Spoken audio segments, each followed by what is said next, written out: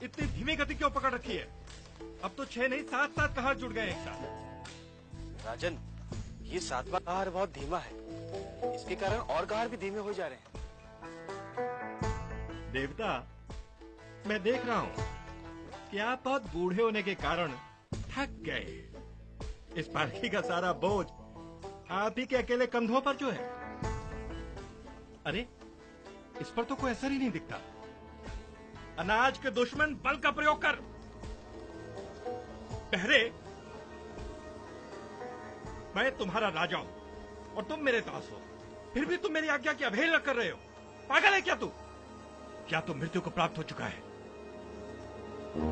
इससे कुछ सुनाई भी देता है या नहीं? तुझे मैं दंड दूंगा, जिस प्रकार यमराज पापियों को दंड देते हैं वैसे ही। गूंगे, मैं बोले जा रहा हूं और तू जवाब ही नहीं देता। तू मेरा अपमान कर रहा है। पालकी रोको। पहले इससे निपट लूं, फिर मैं यहां से आगे बढ़ूंगा। तू चाहता क्या है? कुछ नहीं। तुझे दंड का तनिक भी भय नहीं? नहीं। मैं तुझे समझ नहीं पा रहा हूं। राजन, हम अक्सर दूसरों को समझने में व्यर्थी समय गंवाते हैं। यदि हम स्वयं को समझने की कोशिश करें तो जीवन के सभी प्रश्न धीरे धीरे स्वयं ही सुलझ जाते हैं। यानी? आपने मुझे बूढ़ा कहा, अपना दास कहा, पागल कहा, पापी कहा। मुझे तनिक भी बुरा नहीं लगा, क्योंकि आप मुझे नहीं, मेरे शरीर को पहचान रहे हैं और मैं शरीर नहीं हूं। जो आपकी पालकी का बोझ ढो रहा था वह मेरा शरीर था, मैं नहीं। ये जो मैं दिख रहा हूं ये मेरा स्थूल शरीर है, मैं नहीं। बूढ़ा या जवान, निर्बल या बलवान, इन सब से परे मैं तो उसी परम तत्व का विस्तार हूं। आपने जो कुछ भी शरीर के बारे में कहा उससे मेरा कोई सरोकार नहीं। ये सत्य है कि मैंने कोई परिश्रम नहीं किया, ना ही मुझे थकान हुई और ना ही मैं दुर्बल हूं, क्योंकि आत्मा न तो दुर्बल है और न बलवान। उसे श्रम नहीं होता और ना ही कभी उसे थकान होती है। कौन हो तुम?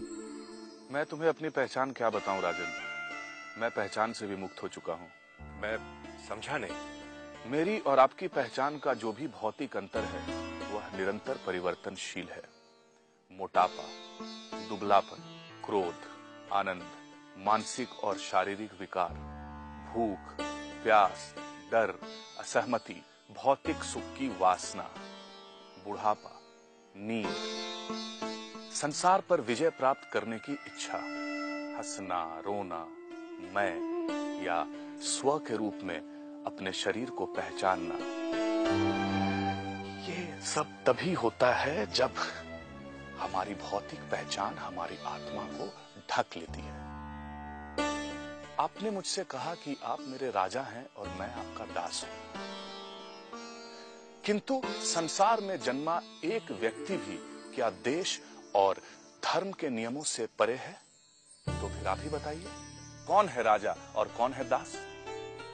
और फिर यह तो हमारे लगातार बदलते हुए कर्म पर निर्भर करता है कि कौन क्या बनता है।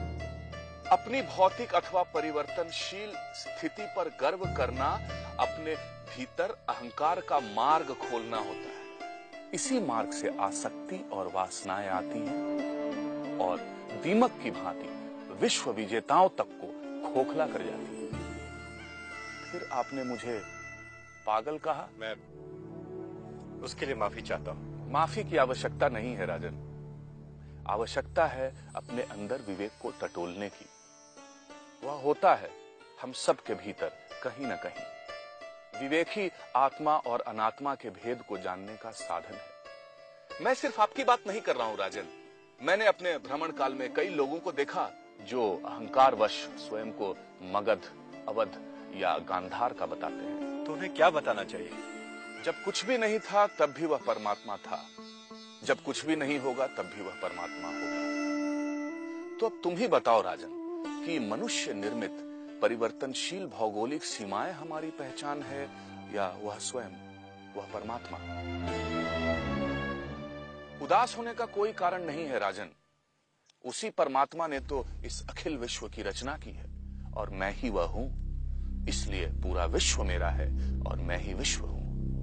देवता, मैं स्वयं को उस स्वयं में कैसे देख सकता हूँ? दृष्टा और दृश्य विवेक के द्वारा।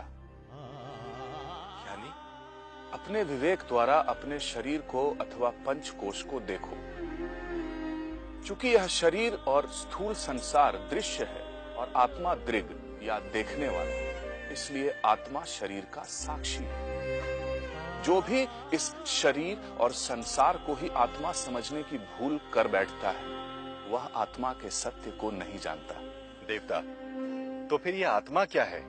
यह जो स्थूल शरीर है, जिसे हम जागृत अवस्था में देख सकते हैं और जो निरंतर परिवर्तनशील है, वह आत्मा नहीं है। तो फिर चूंकि आत्मा भूख और प्यास, दुविधा और निर्णय की अवस्था का साक्षी होता है, इसलिए सूक्ष्म शरीर भी आत्मा नहीं है, क्योंकि भूख और प्यास, दुविधा और निर्णय ये सब सूक्ष्म शरीर की क्रियाएं हैं। किंतु मेरा प्रश्न तो आत्मा तो गहरी निद्रा की अवस्था या कारण शरीर का भी साक्षी होता है, इसलिए कारण शरीर भी आत्मा नहीं है। तो फिर आत्मा होता क्या है? स्वयं अनुभव करो। मैंने तुम्हें आत्मा के अनुभव का मार्ग बताया है। जिस दिन तुम अपने विवेक के द्वारा अनात्मा के साक्षी बन जाओगे, तुम्हें आत्मा का ज्ञान हो जाएगा। देवता, आप कहाँ जा रहे हैं? मुझे लगा आप अपने गंतव्य तक पहुंच गए।